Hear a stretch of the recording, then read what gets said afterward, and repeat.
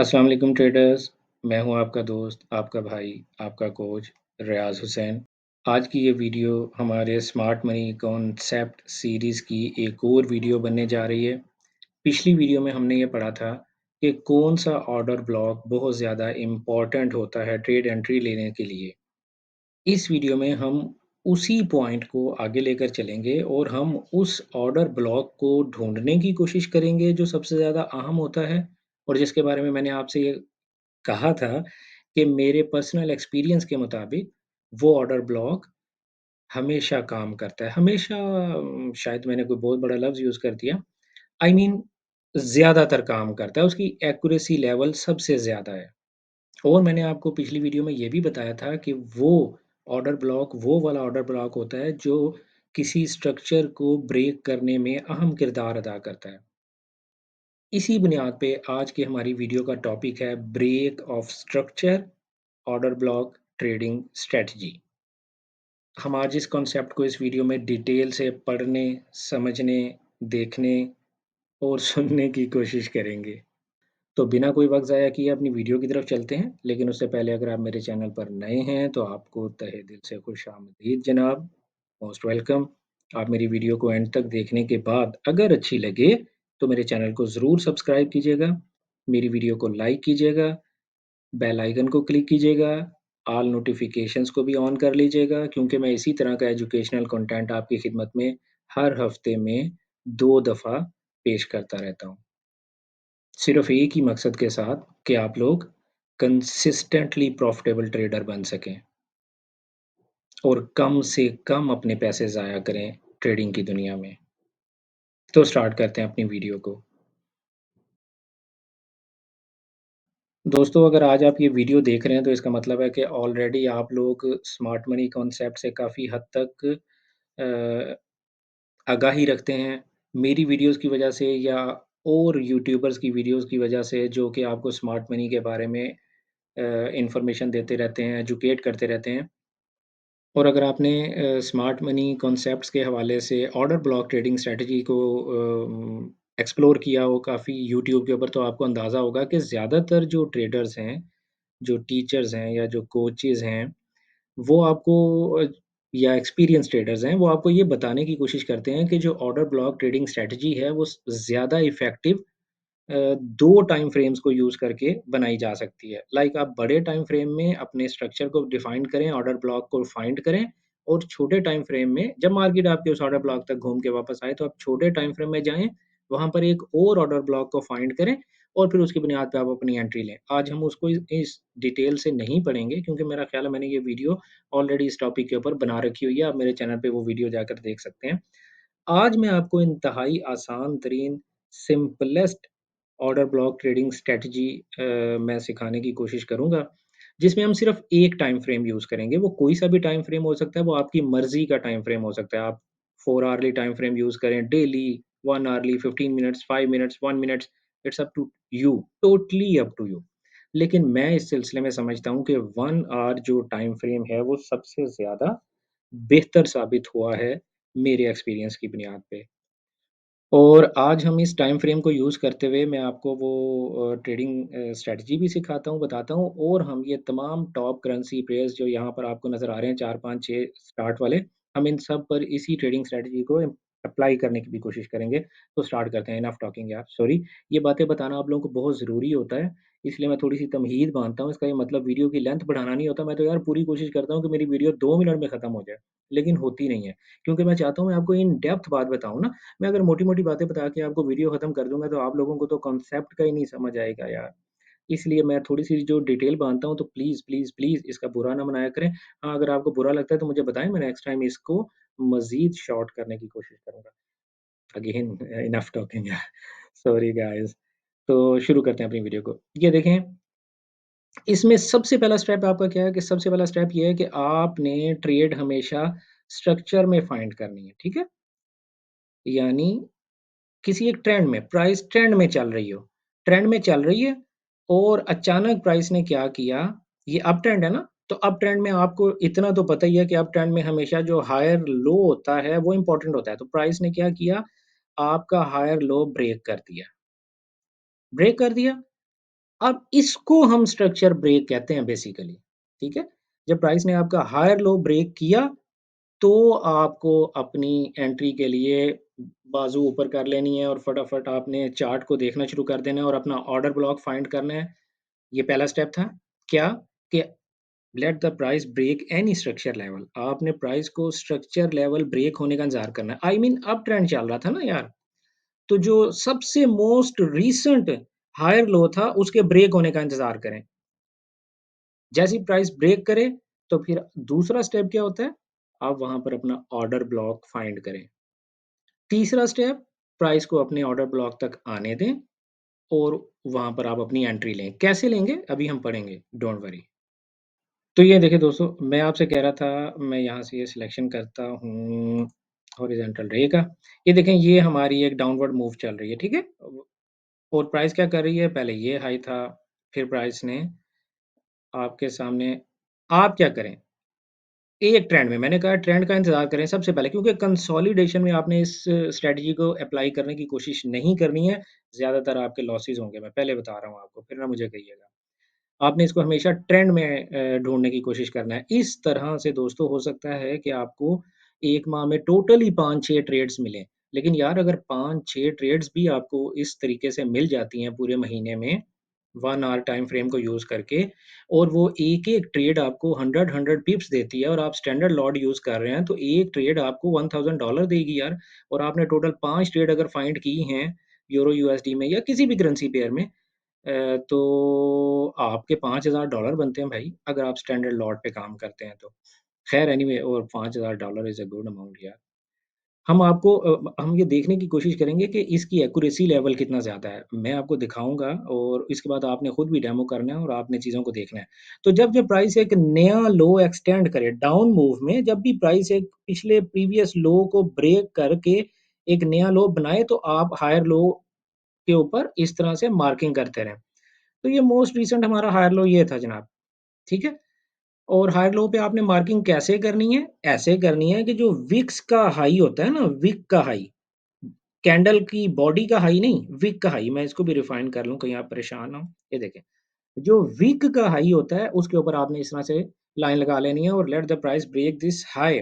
जब तक ये हाई ब्रेक नहीं हो रहा प्रीवियस हाई, अगर यही ब्रेक हो जाता ना, प्राइस यहीं से कहीं मूव करके ऊपर चली जाती, तो हम इसी को कंसीडर करते। लेकिन क्या हुआ, प्राइस ने यहाँ से ये लो एक्सटेंड किया है ना, ये वाला लो एक्सटेंड करके प्राइस ने मोस्ट रीसेंट हाई ये बना हमारा, ठीक है? इसके बाद जो नेक्स्ट हमारा रीसेंट हाई बना वो ये बना। ऐसे ही है दोस्तों, क्योंकि यहाँ से ये देखिए ना, ये लो ब्रेक हुआ था, प्राइस ने यहाँ किया, ये लो बनाया, फिर ये हाई बनाया, फिर ये लो बनाया। तो इसके बाद नेक्स्ट आप देखें कि प्राइस क्या कर रही है, प्राइस यहाँ से अब अपने लोज़ एक्स अप करना शुरू कर दिया उसने। आपको अंदाज़ा हुआ यार, हाँ, अब कुछ होने वाला है। आप ये देखें सॉरी। आप ये देखें कि ये प्राइस ने यहाँ पर इसे ब्रेक किया, तो क्या इसको हम ब्रेकआउट कंसीडर करेंगे? स्ट्रक्चर ब्रेक कंसीडर करेंगे? नहीं करेंगे। क्यों नहीं करेंगे? क्योंकि वेरी नेक्स्ट कैंडल ने इसी स्ट्रक्चर में वापस छलांग मार दी। तो this is a fake out actually. इसी तरह यहाँ पर आप देखेंगे, प्राइस ने यहाँ पर ब्रेक किया, तो लेकिन वेरी नेक्स्ट कैंडल वापस अंदर, तो ये भी फेक आउट है। तो ये दोनों ब्रेकआउट्स कंसीडर नहीं होंगे। मैं इस वक़्त बताता चलूँ आपको, एयूडी, यूएसडी के 1 आवरली टाइम फ्रेम में हूँ। ठीक है? अब आप ये देखें कि ये क्लीन ब्रेकआउट है। ये हमारा मोस्ट रीसेंट स्विंग हाई था। इसका क्लीन ब्रेकआउट ये कैंडल है और इसके बाद प्राइस ने 2, 4, 5, 6, 7 कैंडल्स इस लेवल से ऊपर रखी। इसका मतलब है कि ये लेवल जो था एक वैलिड ब्रेकआउट था। ठीक है? जिसने ये लेवल भी ब्रेक किया, ये भी लेवल ब्रेक किया इस कैंडल ने। तो लिहाज़ा अब ये जो मूव थी, इस मूव के पीछे कौन-सी रेड कैंडल है? अब वो रेड कैंडल जो है वो जनाब हमारा एक्सक्यूज़ मी, वो रेड कैंडल हमारा ऑर्डर ब्लॉक होगी। तो आप ये देखें, ये एक रेड कैंडल मुझे दिखाई दे रही है, ये। इस रेड कैंडल ने ये हमारा स्ट्रक्चर ब्रेक किया, जो एक डाउनवर्ड मूव चली आ रही थी। ये देखें, 2 स्ट्रक्चर इनफैक्ट इसने ब्रेक किए, बल्कि 3 यार, 3 स्ट्रक्चर। एक तो इसने ये वाला लेवल ब्रेक किया हमारा, ये वाला लेवल, ठीक है? किधर गया? सॉरी। एक हमारा ये वाला लेवल ब्रेक किया, ये वाला लेवल ब्रेक किया और ये वाला लेवल ब्रेक किया। इस एक ऑर्डर ब्लॉक की मूवमेंट ने, तो ये this was very important order block. तो आपने देखा प्राइस घूम के जब वापस यहाँ पर आई, आपने यहाँ पर बाय किया और आप देखें यार ये एटलीस्ट मेरा ख़्याल है कोई 100 पिप्स तो बनते ही होंगे यार, ठीक है? तो सॉरी, तो ये चीज़ बड़ी इम्पोर्टेंट है, देखने वाली बात है। मैं अब इस पे मज़ीद टाइम नहीं लगाऊँगा दूसरे किसी हम अपने पेयर की तरफ चलते हैं। यूरो यूएसडी में मैं इस वक़्त आ गया दोस्तों, यूरो यूएसडी में हम देखते हैं कि ये हमारी एक डाउनवर्ड मूव है। मैं देख लूँ ज़रा मैं कहीं लेटेस्ट ही हूँ? हाँ जी, लेटेस्ट ही हूँ, ठीक है। ये हमारी एक डाउनवर्ड मूव है और आप देखें इस डाउन मूव में लेट मी ज़ूम इन। आप देखें इस डाउन मूव में हमारा मोस्ट रीसेंट स्विंग हाई जो था वो ये था। ये देखें मोस्ट रीसेंट स्विंग हाई था हमारा, ठीक है? और ये कैंडल ने इसको ब्रेकआउट किया और 1, 2, 3, 4 कैंडल्स इससे ऊपर स्टे किया इन कैंडल्स ने। तो इसका मतलब है ये एक वैलिड ब्रेकआउट है। तो किस कैंडल ने हमें ब्रेकआउट दिया? हमारा ऑर्डर ब्लॉक कौन-सा बनेगा? हमारा ऑर्डर ब्लॉक ये वाला बनेगा ना यार, क्योंकि इसने हमारा प्रीवियस स्ट्रक्चर ब्रेक किया है। प्रीवियस स्ट्रक्चर जो हमारा था उसने इस ऑर्डर ब्लॉक ने ब्रेक किया, प्राइस यहाँ पर आई, आपने यहाँ पर बाय किया और आप देखें जब दोबारा प्राइस फिर घूम के आई, फिर आपने बाय किया, आपको फिर यहाँ पे थोड़ा-सा पुश मिला। तो भाइयों, मैं ये समझता हूँ कि ये जो ट्रेडिंग स्ट्रैटेजी है ना, कि जिसमें प्राइस एक डायरेक्शन में चल रही हो और आप हर हर लेवल पे आप क्या किया करें, आप हर लेवल पे क्या किया करें, जब भी प्राइस कोई लेवल लोअर हाई बनाए, आप उस पे कैंडल ये इस तरह से आप निशान लगा लिया करें। आपको एहसास होगा कि यार कौन-सा लेवल ब्रेक हुआ है। आसान तरीन तरीका आपको बता रहा हूँ, ट्रेंड लाइन लगाने की ज़रूरत नहीं है, ठीक है?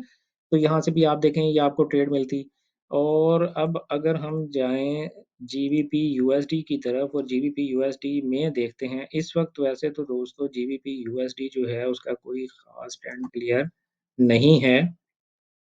अच्छा ये देखें ये करंट सिचुएशन है जीबीपी यूएसडी की। आप देखेंगे ये जीबीपी यूएसडी अप ट्रेंड में था, ठीक है? ये हमारा मोस्ट रीसेंट स्विंग लो था। मैंने आपको कहा कि अप ट्रेंड में क्या होता है? हाइज़ जो है लोज़ जो हैं वो अप हो रहे होते हैं ना? तो आपने किसी एक लो का डाउन ट्रेंड में किसी एक हाई के टूटने का इंतज़ार करना है और अप ट्रेंड में किसी एक लो के टूटने का इंतज़ार करना है। यहाँ पर प्राइस ने एक लो को ब्रेक किया और अच्छा खासा इसके बाद इसने नीचे रिटेन किया। तो किस किस ओ ओ ओ ऑर्डर ब्लॉक ने ब्रेक किया, ये हमारा ऑर्डर ब्लॉक बन गया।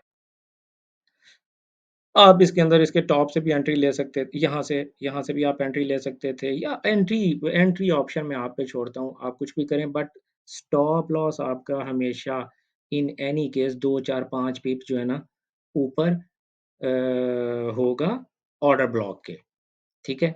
तो यूरो यूएसडी में भी आपने देखा कि आप ईज़िली एक ट्रेड ऑप्शन फाइंड कर सकते थे, अगर आप चाहते।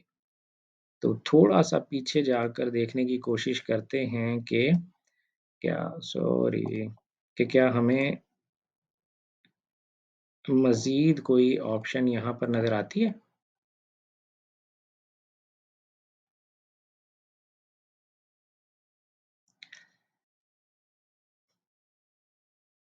ये देखें, ये मुझे एक और ऑप्शन नज़र आई है। आप ये देखें ये डाउनवर्ड मूव थी, तो हमारा मोस्ट रीसेंट जो स्विंग लो था, वो ये था, स्विंग हाई था सॉरी, वो ये था। जब ये ब्रेक हुआ, इसको किस ऑर्डर ब्लॉक ने ब्रेक किया? आप देखें थोड़ा-सा मैं इसको ज़ूम इन कर लूँ।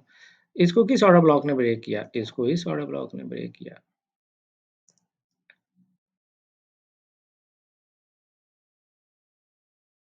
जब इस ऑर्डर ब्लॉक ने इसे ब्रेक किया, आपने इस ऑर्डर ब्लॉक की बुनियाद पे आपने बाय एंट्री ली और आप देखें कि आपका प्रॉफ़िट कहाँ पर गया।